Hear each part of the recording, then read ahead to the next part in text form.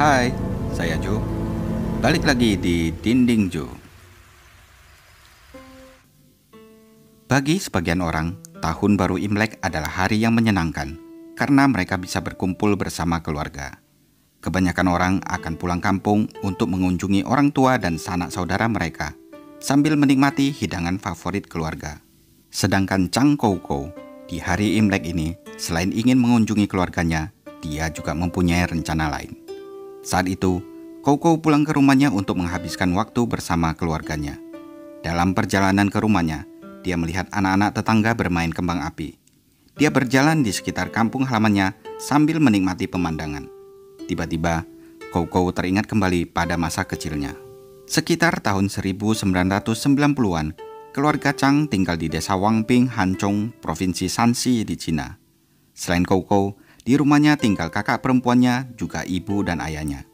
Tetangga sebelah rumah mereka adalah keluarga Wang, yang terdiri dari Tuan dan Nyonya Wang, serta 3 anak laki-laki mereka. Kedua keluarga ini awalnya hidup rukun dan harmonis. Baik keluarga Chang maupun keluarga Wang, mereka mengandalkan usaha pertanian dan hasil panennya.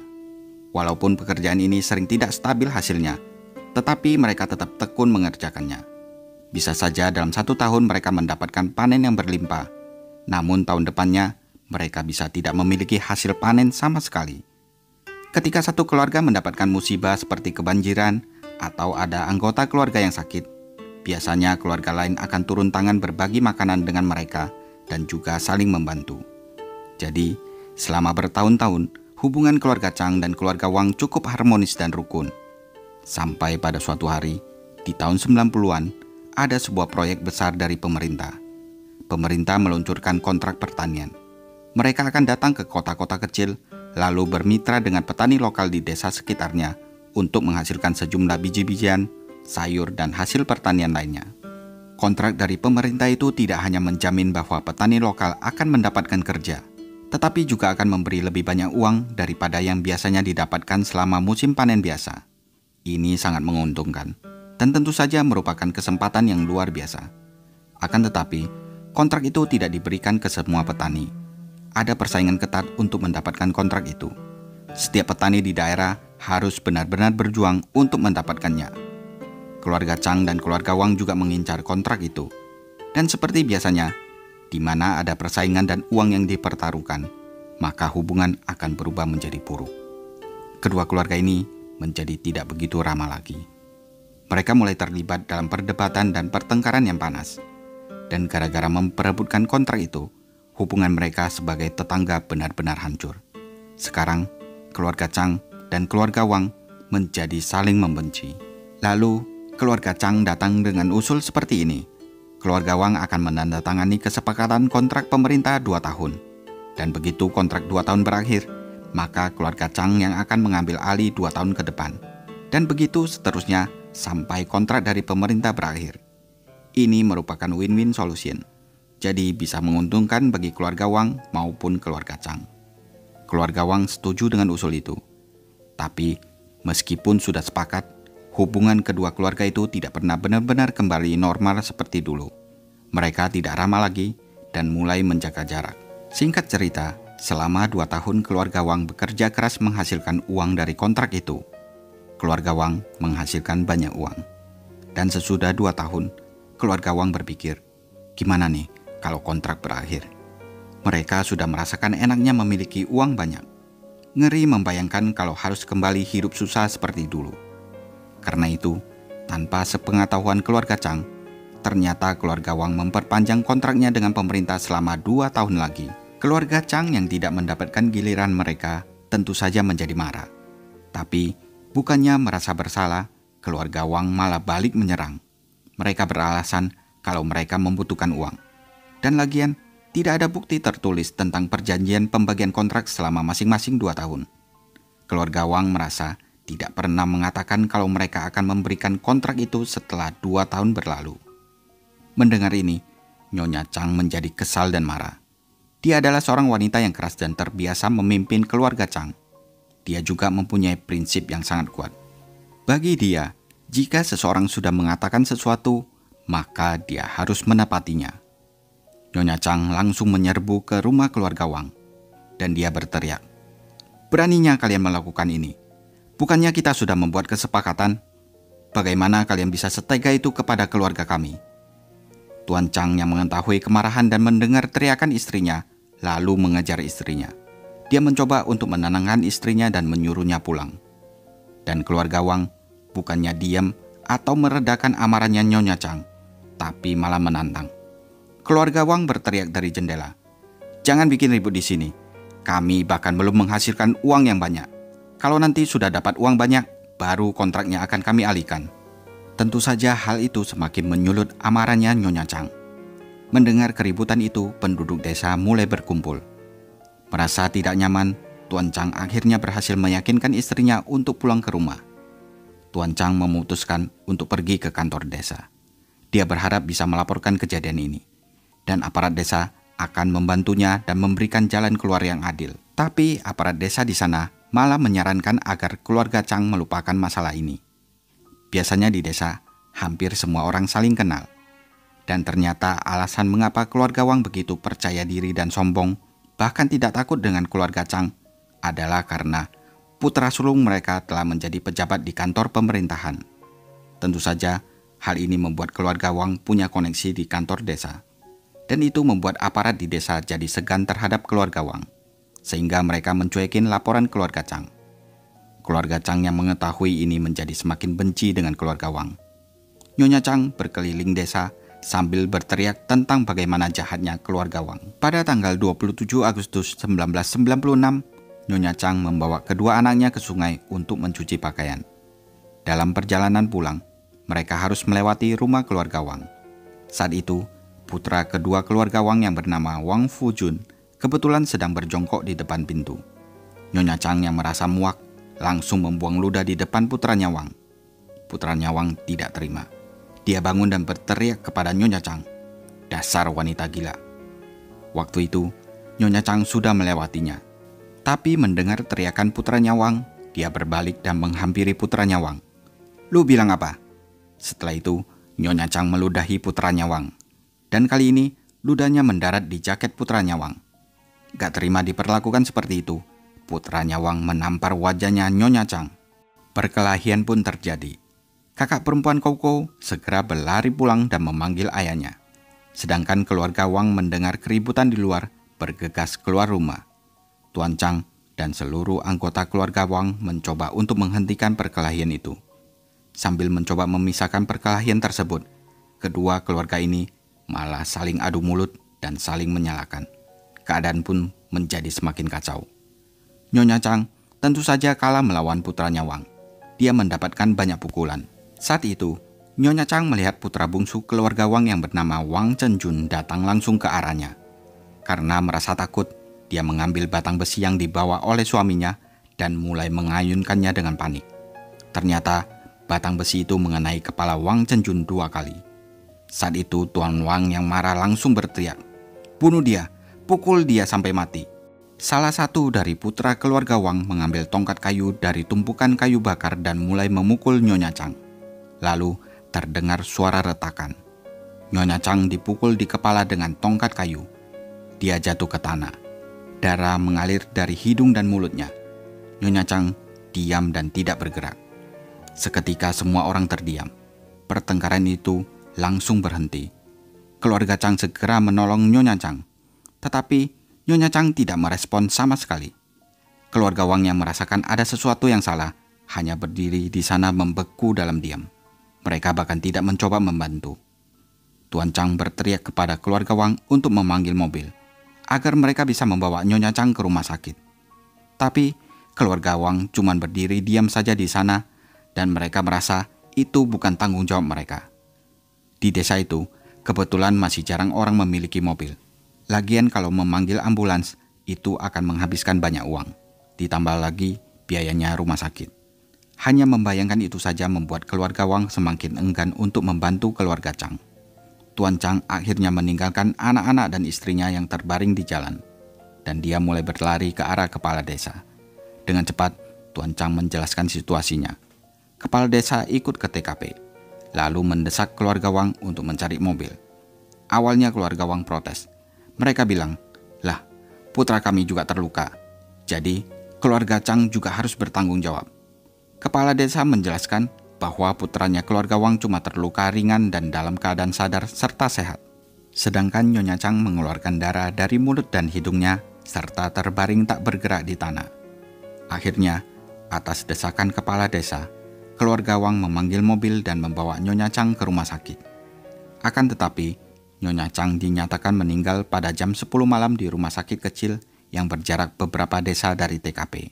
Karena itu hanya desa kecil, jadi rumah sakit kecil itu tidak memiliki fasilitas kamar mayat untuk menyimpan jenazah. Rumah sakit menyerahkan jenazah Nyonya Chang kembali ke keluarganya malam itu juga. Rumah sakit juga tidak melakukan otopsi. Jadi, jenazahnya Nyonya Chang dikembalikan masih dalam keadaan rusak. Di bawah semua tekanan dan kesedihan, dengan emosional, Tuan Chang bersama kedua anaknya membawa tubuh istrinya ke depan rumah keluarga Wang. Chang Kou duduk di depan jalan masuk sambil memegang tubuh ibunya. Sementara ayahnya menangis dan berteriak histeris. Penduduk desa di sekitar mulai berkumpul. Tuan Chang akhirnya melaporkan kasus tersebut ke polisi. Polisi lalu menyewa ahli forensik dan pergi ke rumah keluarga Wang untuk memeriksa jenazah Nyonya Chang. Karena berada di desa, ahli forensik tidak dapat membawa jenazah Nyonya Chang kembali ke rumah sakit.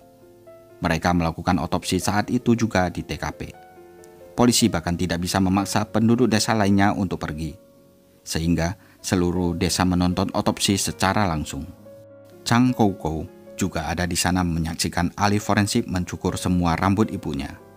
Handuk dengan air panas digunakan untuk membersihkan kulit kepalanya. Setelah itu, kepalanya dibuka untuk melihat bagian dalamnya. Tidak ada yang mencoba memberikan privasi atas tindakan ini. Semua orang, bahkan anak-anak, tidak disuruh pergi. Setelah beberapa saat, ahli forensik menyatakan secara terbuka hasilnya dan dikonfirmasi bahwa kematian Nyonya Chang disebabkan oleh trauma benda tumpul di kepala yang kemungkinan besar berasal dari tongkat kayu. Malam itu, 3 anggota keluarga Wang segera ditangkap. Wang Chiyin sebagai kepala keluarga, putra keduanya yang bernama Wang Fujun, dan putra bungsu yang bernama Wang Chenjun.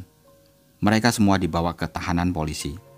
Setelah penyelidikan dan diinterogasi, polisi mengatakan bahwa Wang Chenjun, putra bungsu keluarga Wang, bertanggung jawab atas pembunuhan Nyonya Chang. Mendengar berita itu dari polisi, keluarga Chang merasa aneh. Dengan jelas mereka ingat kalau Fujun, yaitu putra kedua Wang lah yang mengayunkan tongkat kayu ke arah Nyonya Chang. Tetapi polisi menutup kasus ini. Apalagi putra bungsu keluarga Wang sudah mengakui kalau dia yang memukul kepala Nyonya Chang. Keluarga Chang sadar bahwa seharusnya Fujun lah yang bertanggung jawab.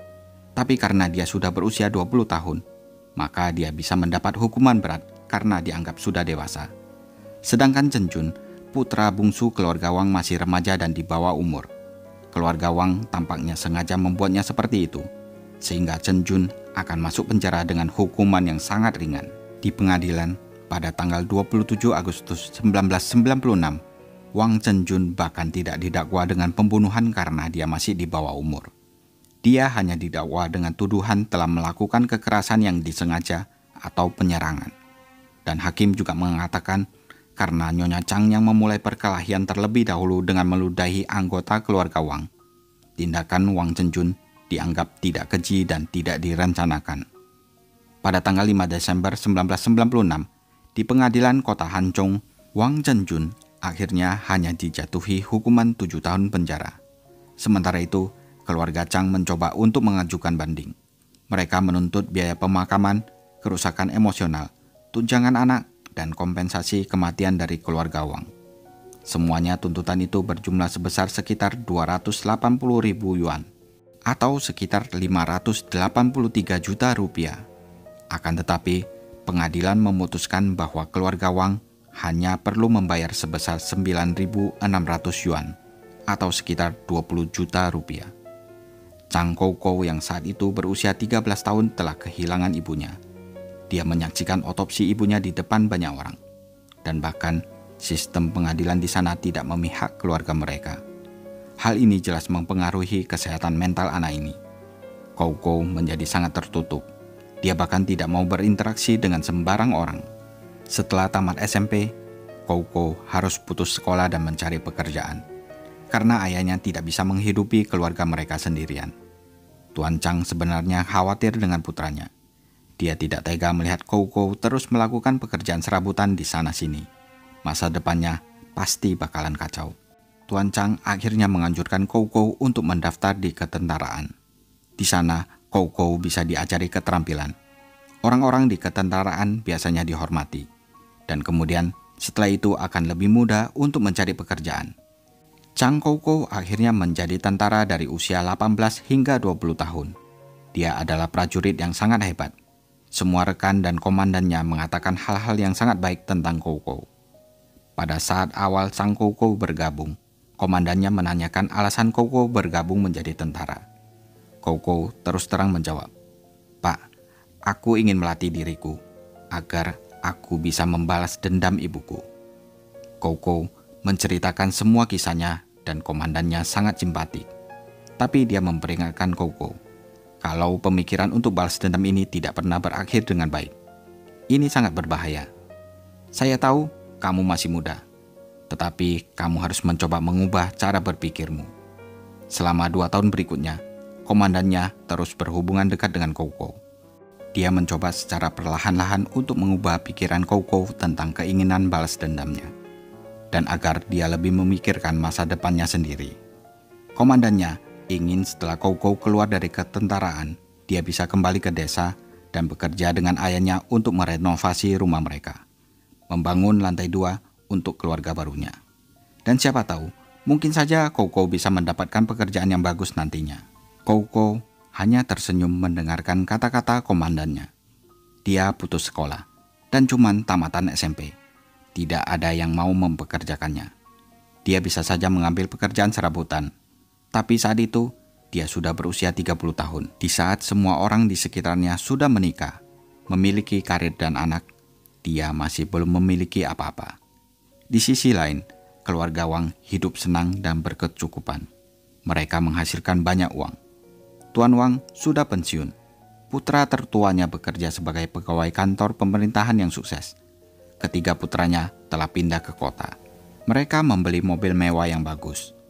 Wang Zhenjun, si putra bungsu, meskipun telah keluar dari penjara dengan catatan kriminal, tapi kakak pertamanya membantunya mendapatkan pekerjaan yang bahkan tidak bisa didapatkan oleh Koukou. Koukou terus bertanya pada dirinya sendiri, apakah hidupku akan berbeda jika ibu masih hidup? Apakah aku akan putus sekolah? Apakah aku akan menghabiskan begitu banyak waktu dengan semua kebencian dan kemarahan ini? Apakah aku akan baik-baik saja? Apakah aku akan menemukan teman dan memiliki pacar? Apakah keluargaku akan hidup berbeda? Namun, pertanyaan ini tidak pernah ada jawabannya. Koukou lalu pindah ke Argentina, tapi di sana pun dia tidak bahagia. Dia kembali ke negaranya dengan perasaan lebih putus asa dan kesal. Dia lalu berpindah-pindah dari satu kota ke kota lainnya. Dan ini sangat menyedihkan. Apalagi kalau dia mengingat ketika dia pergi, ayahnya benar-benar sendirian di desa. Ayahnya Koukou bekerja setiap hari membangun lantai 2 rumahnya. Dia menghabiskan setiap sen uang dan waktunya membangun rumah tersebut dengan tangannya sendiri. Dikala istirahat, ayahnya sering melihat keluar jendela dan melihat tempat di mana istrinya meninggal. Sedangkan kakak perempuan Koukou telah pindah dari rumah tersebut dan menikah.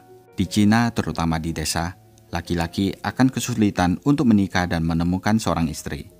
Jadi semakin bagus rumahnya, semakin besar kemungkinan untuk menemukan pasangan. Tuan Chang hanya ingin putranya menikah. Makanya dia mencurahkan seluruh hidupnya merenovasi rumahnya. Dia akan membuat rumah yang paling indah, sehingga Koukou bisa menikah dan menciptakan keluarganya sendiri. Tuan Chang melakukan semua ini selama bertahun-tahun demi putra kesayangannya itu.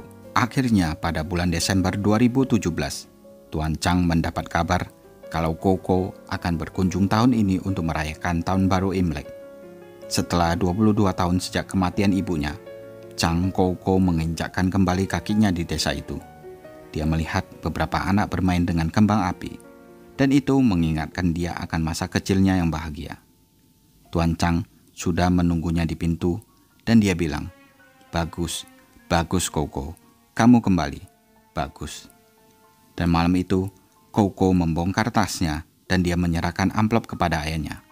Ayahnya bertanya, "Apa ini?" Koko bilang, "Ambil aja uang ini, Pak. Pakai nanti buat pensiun Papa. Saya sudah menghasilkan banyak uang. Dan nanti kalau kakak pulang, kita semua dapat diskusi untuk membantu merenovasi rumah Papa." Ayahnya terharu. Dia sebenarnya tidak ingin mengambil uang itu. Tapi demi menjaga perasaan anaknya, dia hanya mengatakan, Oke, tidak apa-apa. Papa tidak menyalahkanmu karena tidak pulang selama bertahun-tahun. Jadi, jangan pergi lagi tahun ini ya. Mari kita semua berkumpul dan tetap bersama sebagai keluarga." Mendengar ayahnya mengatakan kata keluarga, Koko ingin menangis. Dan ketika kakak perempuan Koko datang, dia memegang tangan Koko sambil menangis. Karena mereka tidak bertemu satu sama lain selama bertahun-tahun. Kakak perempuannya selalu merasa kasihan pada adik laki-lakinya yang harus menyaksikan ibunya meninggal saat masih kecil. Karena tahun baru Imlek jatuh di bulan Februari, Koko tinggal di sana sekitar 2 bulan untuk menanti perayaan besar ini. Pagi itu, tanggal 15 Februari 2018 di hari tahun baru Imlek, ayah Koko pergi ke kuburan leluhur mereka di pegunungan. Di sana dia mengunjungi makam keluarga dan leluhurnya. Kuburan mereka akan dibersihkan. Diberikan persembahan berupa makanan, buah, minuman, kue, dan juga membakar uang-uangan dari kertas supaya bisa dipakai oleh mereka yang meninggal di akhirat. Saat itu, Koko sempat berkata bahwa dia akan bergabung dengan ayahnya nanti, karena dia masih sibuk membereskan cucian. Ayahnya tidak memikirkan apa-apa ataupun curiga, karena dia tidak melihat Koko bertingkah aneh. Begitu ayahnya pergi, Koko mulai mengawasi rumah keluarga Wang melalui jendela. Dia menunggu ketiga putra keluarga Wang pulang ke rumahnya. Sesaat kemudian, Koko melihat putra pertama keluarga Wang yang bernama Wang Xiaojun datang mengendarai mobil mewahnya. Lalu disusul putra bungsunya yang bernama Wang Zhenjun. Tapi putra kedua yang bernama Wang Fujun tidak ditemukan. Kedua putra keluarga Wang ini berbicara tentang rencana mereka untuk pergi mengunjungi makam keluarga mereka.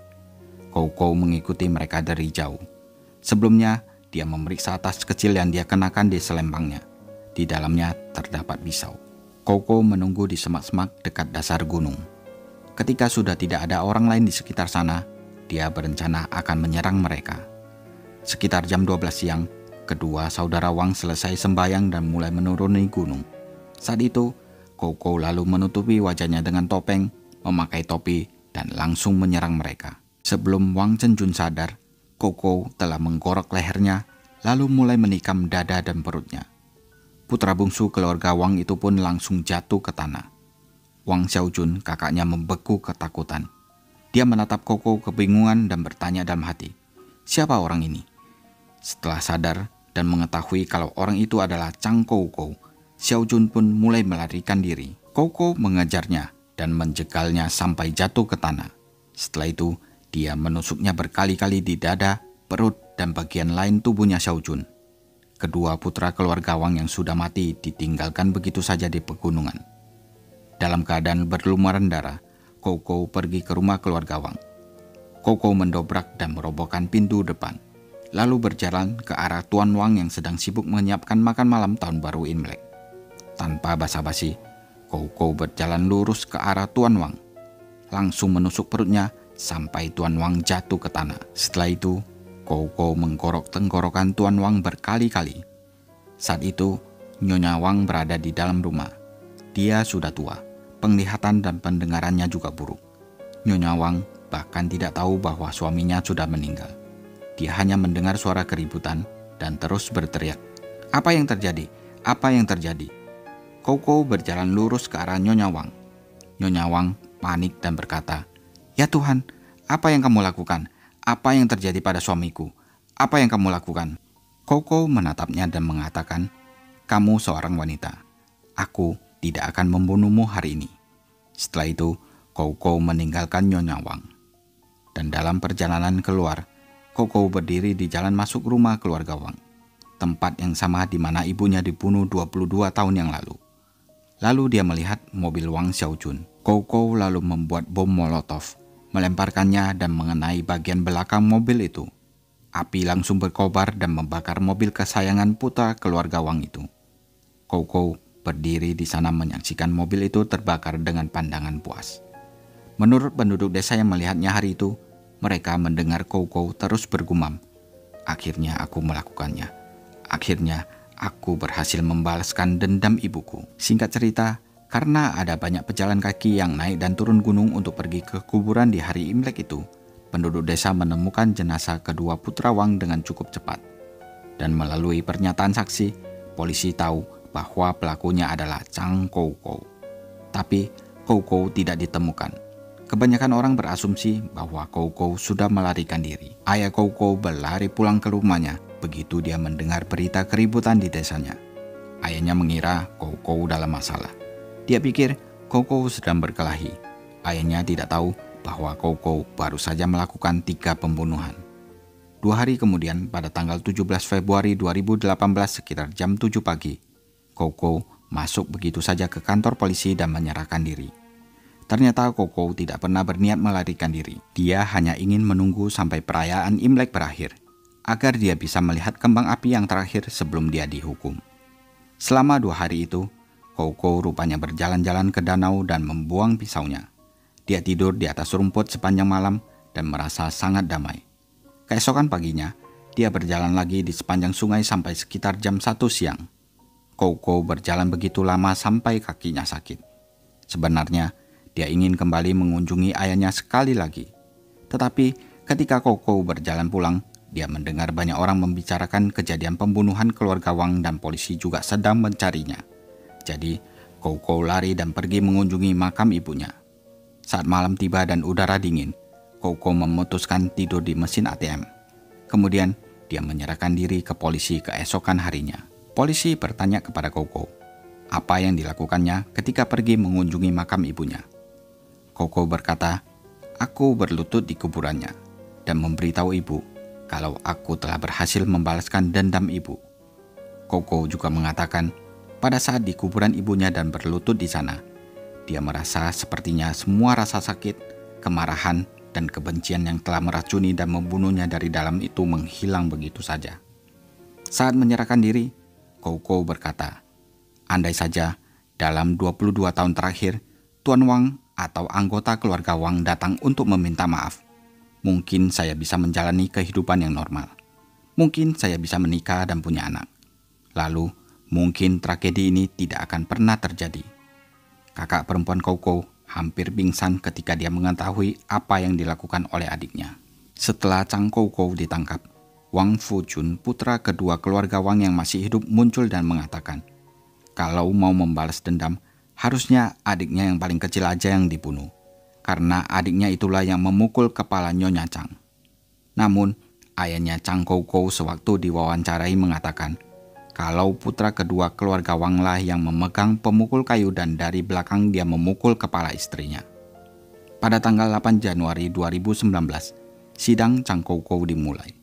Dan itu adalah persidangan yang berjalan dengan sangat cepat karena bukti-buktinya sudah ada di sana dan pelaku juga sudah mengakui perbuatannya.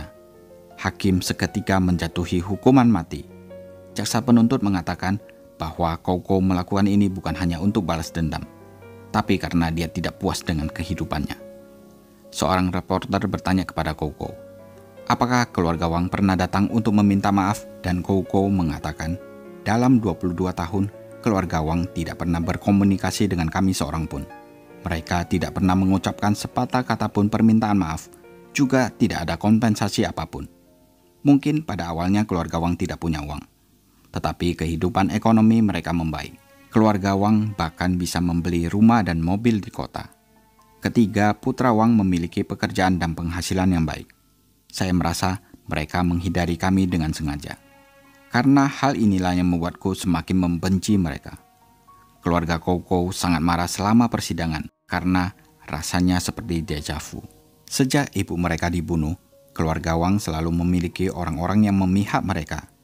Kakak perempuan Koukou mengatakan, di awal ketika ibu kami terbunuh, banyak orang yang memberikan bukti dan pernyataan palsu. Apakah Anda ingin tahu mengapa? Karena anak laki-laki keluarga Wang adalah seorang pejabat pemerintah. Kakak perempuan Koukou masih ingat kejadian yang menimpa ibunya dulu. Saat itu, dia, Koukou, dan ibunya berjalan pulang dari mencuci pakaian di sungai. Dan putra kedua keluarga Wang mulai meneriaki ibunya tanpa alasan. Dia meneriakkan kata-kata kotor pada ibuku. Makanya, ibuku mulai berteriak kembali. Kakak perempuan Koukou percaya bahwa jika putra kedua keluarga Wang tidak memicu perkelahian ini, maka mereka akan berjalan melewati rumah keluarga Wang seperti biasanya tanpa ada keributan. Tapi, hakim mengatakan dia tidak terlalu peduli.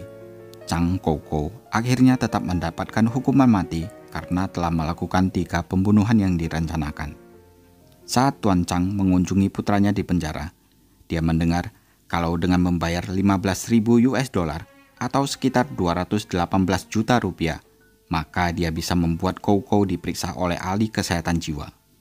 Dengan itu, ada kemungkinan Koukou bisa mendapatkan keringanan hukuman, menjadi hukuman seumur hidup, atau mungkin suatu hari Koukou bahkan bisa bebas.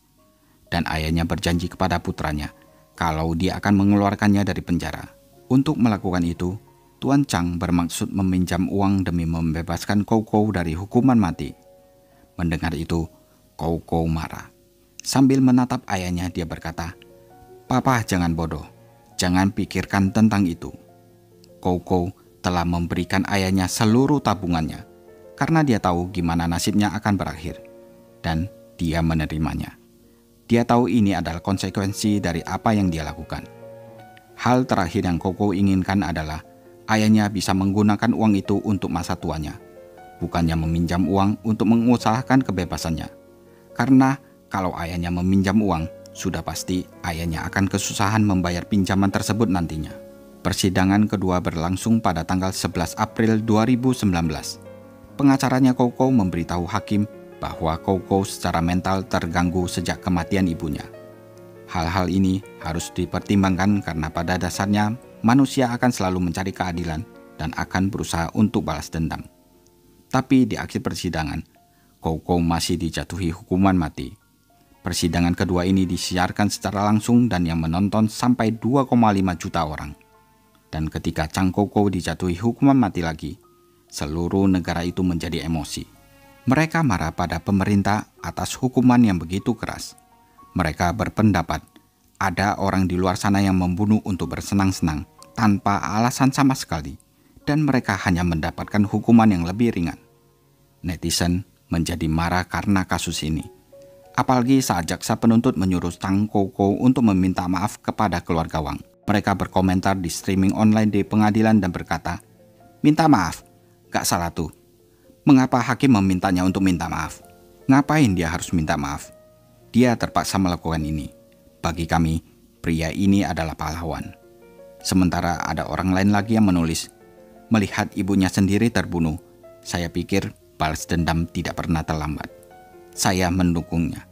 Melihat ibumu terbunuh di usia muda adalah trauma dan sesuatu yang tidak kamu inginkan. Di mataku, dia tidak bersalah." Orang-orang menganggap Chang Koukou sebagai pahlawan. Karena mereka tahu, meskipun konsekuensinya sangat besar di dunia yang tidak adil ini, Anda hanya dapat menggunakan cara yang tidak adil untuk mendapatkan keadilan. Sewaktu Chang Koukou berada di Angkatan Darat, dia tidak pernah melakukan hal yang buruk. Untuk negaranya, dia mengangkat senjatanya. Dan untuk ibunya, dia mengangkat pisaunya. Masa mudanya diberikan kepada negara dan hidupnya diberikan kepada ibunya. Meskipun timbul kontroversi, pengadilan mempertahankan keputusan mereka. Dan di China, petugas hukum bergerak dengan sangat cepat saat menghukum seseorang. Chang Koukou dijatuhi hukuman mati pada tanggal 17 Juli 2019. Jadi, setahun setelah melakukan kejahatannya dan setelah menjalani 2 persidangan, Chang Koukou dieksekusi. Kata-kata terakhirnya adalah, "Pah, gak apa-apa." Setelah eksekusi itu, Wang Fujun yang masih hidup mengatakan, "Meskipun Koukou sudah mati, saya tidak merasa senang sama sekali. Tidak ada pemenang di sini. Kematiannya tidak akan membawa kembali 3 anggota keluarga saya." Jenazah Sang Koukou dikremasi setelah eksekusi dan ayahnya menolak untuk mengambil kembali abunya. Dia berkata, "Saya tidak ingin abunya. Biarkan saja di sana.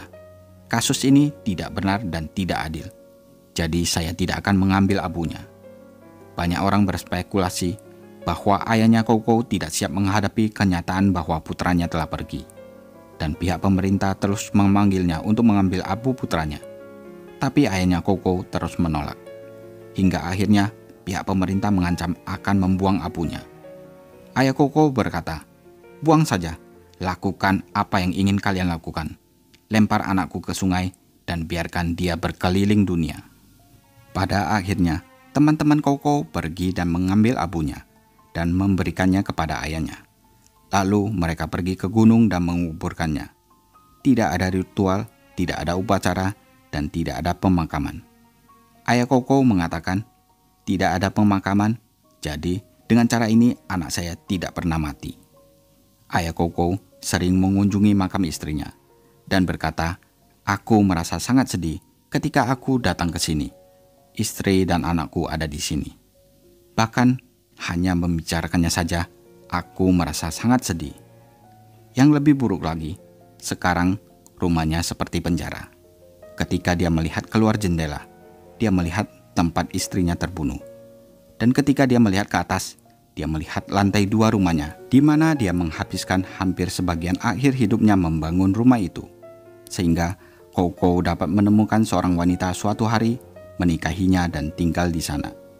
Dia telah bekerja sangat keras untuk membuat interiornya indah. Dia memperhatikan setiap detail kecilnya, karena ini adalah tempat di mana cucu-cucunya suatu hari nanti akan tumbuh besar di sana.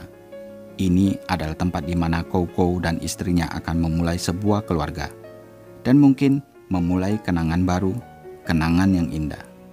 Dia bahkan tidak berani naik ke atas, karena dia tidak ingin naik ke atas dengan pakaian kotornya dan mengotori tempat itu. Tapi sekarang, tempat itu kosong. Nah, gimana menurut kalian? Tulis di kolom komentar ya. 我把他们当朋友，掏心掏肺给他们，他们跟我套近乎吗？我掏心掏肺给他们说了之后，我又不知道这怎么回事。最后呢，检察机关就拿这个来起诉我，说我给我妈报仇是幌子，我是对这个社会不满，对生活不满，我把人家杀了。对这个社会、对生活不满的人多了，那每个人都去把人杀了吗？每个人杀人都有自己的理由，对不对？我又不是个神经。